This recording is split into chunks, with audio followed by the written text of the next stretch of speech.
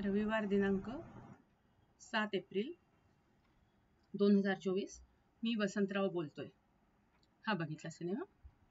छान आहे, सुंदर आहे. वसंतराव देशपांड्यांच्याच जीवनावर आहे की कसं त्यांना किती कष्ट करत आणि लोकांचे कसे सामना करत म्हणजे ते मोठे झाले आणि वयाच्या फार उतरत्या काळात म्हणजे 40 नंतरच 50च्या काळात त्यांना नावलौकिक मिळाला. लहानपणी म्हणजे जेव्हा त्यांचा जन्म झाला ते एका मोठ्या म्हणजे खानदानी घरात होतं. त्यांचं पुण्यात मोठं घर वगैरे होतं, वाडा होता. पण त्याच्या वसंतरावांच्या वडिलांचे जे भाऊ म्हणजे काका, त्यांना मूलबाळ नव्हतं आणि ह्यांना म्हणजे त्याच्या वडिलांना मूल झालं म्हणजे हा वसंतराव झाला. तर त्याची काकू त्याला मारायला निघते. तिथल्या समोरच्या तळ्यात त्यांच्या घरात कुंड असतं फाउंटनचं, त्याच्यात ती डुबायला निघाली असते. मग हे बघितल्यावर कळल्यावर अनिता दाते असते त्याची आई. अनिता दातेने आईचं काम केलं.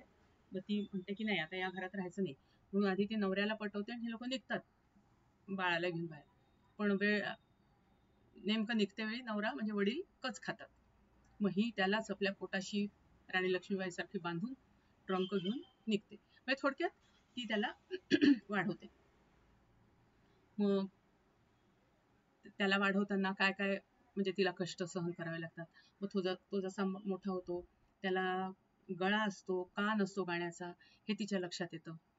आणि मग ती एक दिवस तो असाच लहानपणी शाळेतून येताना पाऊस येतो म्हणून एका संगीत महाविद्यालयाच्या बाहेर उभा असतो आणि आत शिक्षक शिकवताना त्यांच्याबरोबर तो ताना घेतो. तर मग शिक्षक स्वतः त्याला घरी सोडायला येतात आणि आईला रिक्वेस्ट करतात त्याच्या की याला तुम्ही पाठवा माझ्याकडे. मग आई त्याला म्हणजे पाठवते. मग ते त्याचे पहिले गुरु. मग त्याचा मामा म्हणजे आई आधी मामाकडे आली असते. मग मामानी त्याला घर एक छोटी खोली पाहून दिलेली असते. मग तिकडच्या त्या समोरच्या त्या वाड्यातल्या बायकांशी त्यांचं छान जमलेलं असतं. जीव असतो त्यांचा वसंतराव. मग तो मामाची बदली तेव्हा हैदराबादला होती. मग मामा म्हणतो अरे इथे काय आहे, चल माझ्या बरोबर. मग तो त्याला आपल्या बरोबर घेऊन जातो हैदराबादला.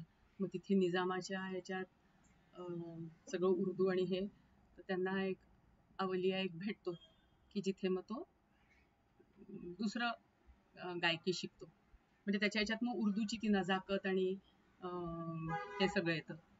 मग तिथून त्याची ओळख बेगम अख्तरशी होते.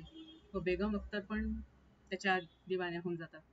पण त्याचं असं काही मोठं नाव कुठेच होत नाही, फक्त तो शिकत असतो आणि छान हे करत असतो.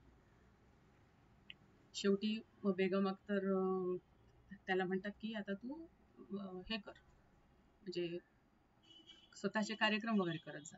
पण आता कसं पोटा पाण्याचा प्रश्नच असतो, त्याच्यामुळे तो गव्हर्नमेंट सर्वंट बनतो, म्हणजे सरकारी नोकरी सुरू करतो. पण त्या नोकरीमुळे त्याला मग काहीच नाही, तो बांधल्यासारखा झालेला असतो. आणि नेमकं त्याची बदली मुद्दामून, कारण हा कार्यक्रमाला जायचा, कुठल्या गाण्याच्या मैफिलींना जायचा किंवा कुठे, तर त्याचे मित्र त्याच्या ऑफिसचे त्याला सपोर्ट करायचे.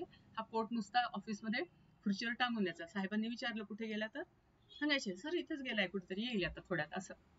आणि अशा ह्याच्यात तो त्याच्या आपल्या मैफिली अटेंड करायचा. अशातच ते लोक पुण्यात परत आलेले असतात हैदराबादहून. तर म्हणजे पुण्यातच वाडा असतो, तो परत हैदराबादहून पुण्यात येतो आणि तिथे त्याची पु ल देशपांडेंशी मैत्री होते. पु ल देशपांडे ते छान मित्र होतात. ते त्याला सगळ्या ह्याच्यात सपोर्ट करतात, मोठमोठ्या लोकांशी ओळखी पण घालून देतात, मैफिलीचंही हे. पण ह्याला काही कोणाची अशी बांधिलकी नको असते.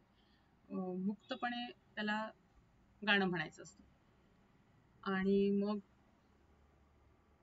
एक दिवस असंच जेव्हा तो म्हणतो गाणं, तर त्याला खूप क्रिटिसाइज करतात पुण्यातले लोक. म्हणतात अरे हे काय गाणं आहे का नवथर, असं तसं. हाही चिडतो, म्हणतो पहा म्हणे मी तुमच्या नाकावर टिचून तुम्हाला यायला लावतो का नाही.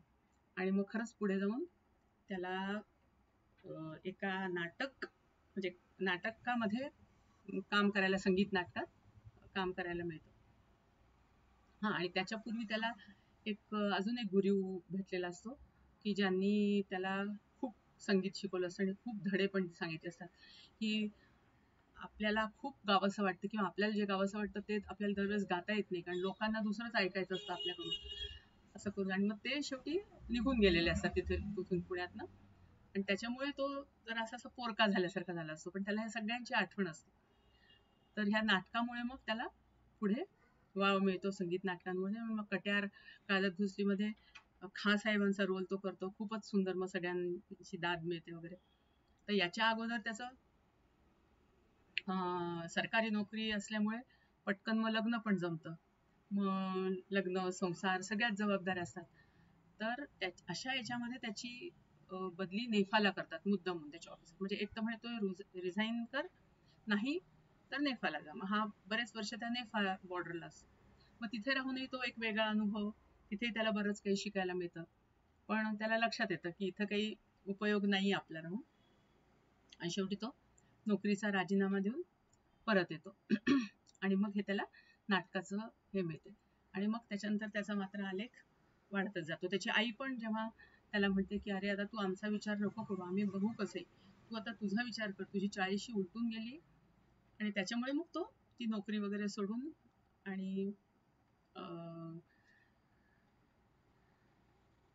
हे नाटकात काम करतो. आता हे नाटकाचंही त्याला कसं मिळतं, एक दिवस अचानक असंच, म्हणजे घरात त्याला काही काम नसतं, काही नाही, तेव्हा नोकरी असते. तर एक बाई जस्ट त्याला विचारायला येते की आमच्याकडे उद्या लग्न आहे आणि रात्री संगीताचा कार्यक्रम आम्ही ठेवलेला आहे, तर तुम्ही याल का आमच्या इथे गाण्याला. तर मग तो जातो आणि मग तिथे मनसोक्त गातो. आणि तिथे ज्याच्या लग्नाला म्हणजे गेला असतो तो गाण्याकरता, तर त्यालाच त्यांनी एकदा बक्षीस दिलं असतं म्हणजे. तर त्याच्या मग ओळखीने ते नाटकाचं पुष्कळ जमून येतं. तर तेव्हा म्हणजे लोकांना कळतं की हा चांगला गायक आहे किंवा असं थोडंसं नावलौकिक त्याचं होतो. आणि मग नाटकाचं जमल्यावर मग, तर त्यावेळेस त्यांनी काहीच ठरवलं नसतं पैसे. मग तेव्हा आई म्हणते, अरे काय तू पैसे ठरवत नाहीस, काही नाही, कोणालाही हो म्हणून देतो. 40 रुपये तरी सांगायचे, 50 तरी. आणि मग जेव्हा ती म्हणजे गाणं म्हटल्यावर मग ती म्हणते त्याला की अरे जेवून जा लग्नाचं, असं. तो म्हणे नाही, जेवण वगैरे नको, घरी माझी सगळे वाट बघत असेल. मग ती पाकिट देते, ते पण उघडून बघत नाही. मग घरी आई जेव्हा असं म्हणते तेव्हा ते पाकिट तो आईच्या हाती देतो. ते बायको मोजते 375 रुपये त्या जमान्यामध्ये. ती म्हणते 30 नाही, 40 नाही, 375 रुपये आहेत. मग ते लोक खुश होतात. आणि मग असं त्याचं हळूहळू, म्हणजे त्याचा जो विश्वास आणि हे सगळं असतं त्याने तो हळूहळू खूप मोठा होत जातो. आणि मग गायकीत मग त्यांचे कार्यक्रम होत राहतात वेगवेगळे. तर त्याचं सुरुवात ह्या सिनेमाची अशी आहे की मी वसंतराव बोलतोय म्हणजे तो स्वतःशीच ग्रीन रूम मध्ये बसून बोलत असतो. त्या झाकीर हुसेनचा कार्यक्रम चालू असतो तबल्याचा, आणि त्याच्यानंतर वसंतराव देशपांडेंचं गाणं असतं.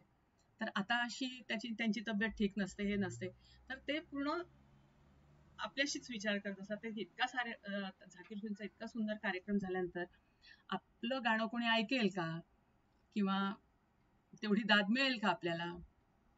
आणि मग हा सगळा चित्रपट त्यांच्या आयुष्याचा ते स्वतःशीच उलगडत असतात.